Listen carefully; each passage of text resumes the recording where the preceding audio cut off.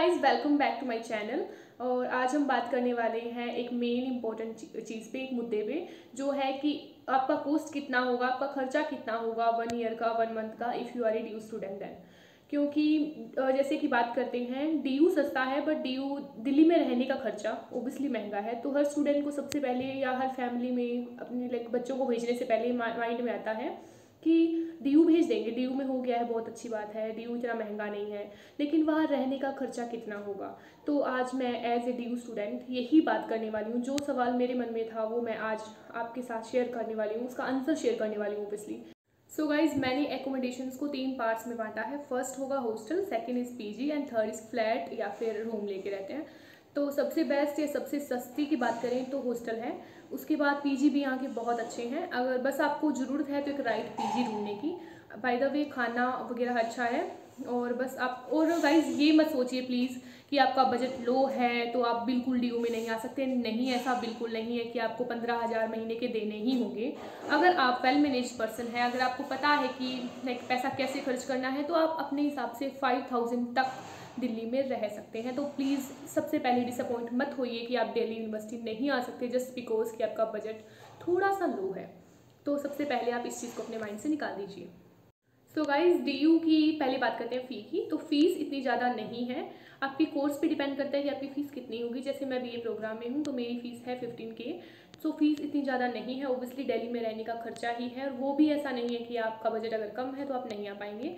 तो सबसे पहले बात करते हैं हॉस्टल्स की। तो सबसे पहले आपको क्लियर ये होना चाहिए कि every college have not their own hostels. क्योंकि बहुत कॉलेज ऐसे भी हैं जिनके पास अपने हॉस्टल्स नहीं है। लाइक गार्गी कॉलेज की बात करें, KNC हुआ, मैं खुद गार्गी कॉलेज में हूँ और हमें कोई हॉस्टल प्रोवाइडर नहीं है बिकॉज हॉस्टल ही नहीं है। सो मैं सबसे पहले आपको एक एडवाइस दूंगी कि अगर आपको दिल्ली में आना है, दिल्ली यूनिवर्सिटी में आना है, आपके स्कोर अच्छे भी हैं, अगर नहीं भी अच्छे हैं तो भी आप प्लीज़ हॉस्टल के लिए ज़रूर अप्लाई करें। क्योंकि हो सकता है आपको हॉस्टल मिल जाए। लेकिन जहाँ तक बात करें हॉस्टल की सीट्स की, तो वो 250 से 300 तक होती हैं, जो कि ऑलमोस्ट फिल हो जाती हैं। तो हमें और ऑप्शंस भी लेकर साथ चलना होता है। लेकिन हॉस्टल का खाना सबसे बेस्ट होता है और पीजी का भी अच्छा होता है, बट हॉस्टल आपको सस्ते भी पड़ेंगे, अफोर्डेबल भी होंगे। तो आप हॉस्टल का फॉर्म जरूर अप्लाई करें। जैसे बात करें इंद्रप्रस्थ कॉलेज की, तो उसकी हॉस्टल की फ़ी 1 लाख है पर ईयर। लेकिन ऐसा नहीं है कि हर कॉलेज की हॉस्टल है उनकी फ़ी 1 लाख ही है, कईयों की 60K भी है। तो आपको 60K से 1 लाख के बीच हर हॉस्टल हॉस्टल्स मिल जाएंगे दिल्ली यूनिवर्सिटी के। तो अगर आपका 60K भी है तो आपके 5,000 होंगे 1 मंथ के, और आप 2,000 जोड़ लीजिए घूमने फिरने के, तो आपको अराउंड 7-8,000 आपको हॉस्टल में, अगर आप रह रहे हैं तो आपको पे करने पड़ेंगे 1 मंथ का। सो गाइज, आपका ऑलमोस्ट 7 से 8K आपका हॉस्टल का फ़ी होगा। तो आगे हम बात करते हैं पीजी की। तो पीजी जैसे कि आप अगर बहुत पास में लेते हैं कॉलेज के तो ओबियसली आपको थोड़ी सी महंगी पड़ेगी, और अगर आप कॉलेज से दूर लेते हैं तो आपको सस्ते में भी पीजी मिल सकती है। सो वो आपको थोड़ा देखना पड़ेगा कि आपका कंफर्ट या फिर आपका बजट क्या है ओबियसली। सो पीजी में बॉयज़ के लिए पड़ेगा ऑलमोस्ट 8 से 10K, और गर्ल्स के लिए ऑलमोस्ट 11 से 12 और 13K में आपको पीजी अच्छी मिल जाएगी, नॉर्थ या साउथ दोनों में ही बात करें। और आपको एक चीज़ ध्यान में रखनी होगी, लाइट बिल एक्सक्लूडेड होगा, वो कभी भी इंक्लूडेड नहीं होता है। वाईफाई आपको मिल जाएगी, हो सकता है आपको लॉन्ड्री भी मिल जाए क्योंकि मोस्ट पीजीज में लॉन्ड्री मिलती है। और मैस आपका फ्री होगा, वो उसमें इंक्लूडेड होगा आपका जो होगा। तो और उसके अलावा आपको एक्सटर्नल आप जोड़ लीजिए जैसे कि 2,000 से। तो अगर आप बॉयज़ हैं तो जैसे 10 आपकी 10 की या 9 की आपकी है, पीजी का रेंट 9K है, तो प्लस में आप 11K हो जाएंगे आपके 2,000 जोड़ने पर। और अगर आप एक लड़की हैं तो आपका जैसे कि मान लीजिए 11 की आपकी पीजी का रेंट है, तो आपका 13K हो जाएगा 2,000 प्लस करने पर। गाइज 2,000 जैसे कि वो आप पे डिपेंड करता है, बिकॉज आपको हो सकता है आपको बाहर खाना पीना है, या फिर जैसे कि आप मिल्क वगैरह लेके आ रहे हैं, कई पीसेस में मिल्क नहीं देते हैं, सो आपको डेली मिल्क भी लाना है, आपको जैसे बाहर कुछ खा पी के आना है घूमने फिरने के, आपके 2,000 या 3,000 आपको ऐड अपने हिसाब से करने होंगे। मेरी पीजी में मैं ट्रिपल शेयरिंग में रहती हूँ, जो मुझे पड़ता है पर मंथ 1 बेड का 13K, और उसमें बिल इंक्लूडेड है, वाटर बिल और इलेक्ट्रिसिटी बिल इंक्लूडेड नहीं है, वो एक्सक्लूडेड है।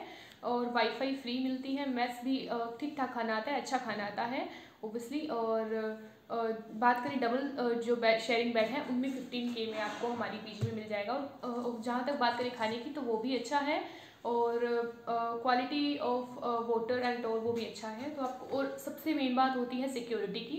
तो आपको बहुत अच्छा मिल जाएगा। बिकॉज मेरा एक्सपीरियंस अब तक का मैं बताती हूँ, मेरी सिक्योरिटी की बात करूँ तो बहुत अच्छा है हमारी पीजी में।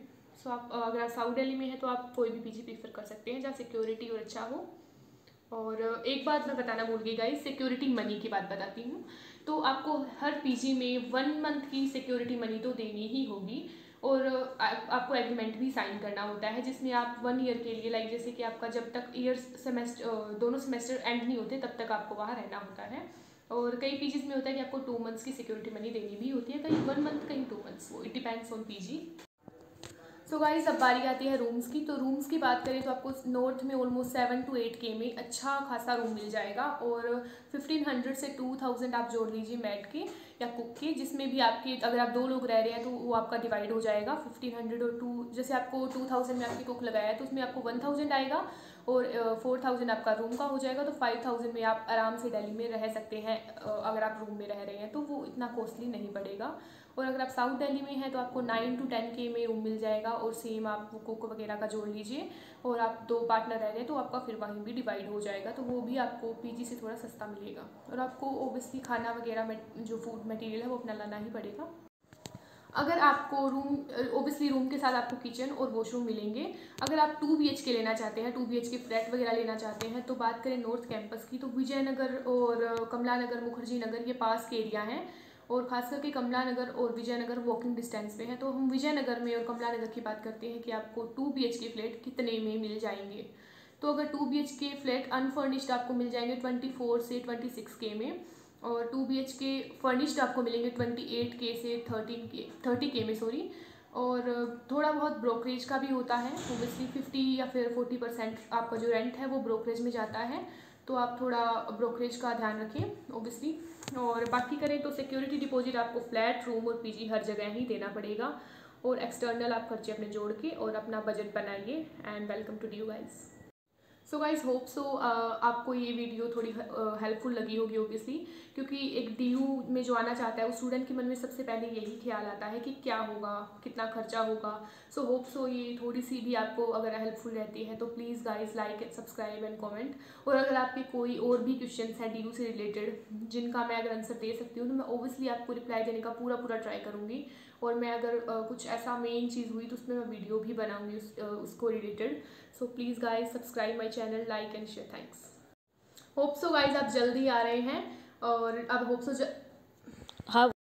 सो गाइज मिलते हैं नेक्स्ट वीडियो में, तब तक के लिए good bye and hope so you will like it, subscribe and again I am saying share it. Thank you so much.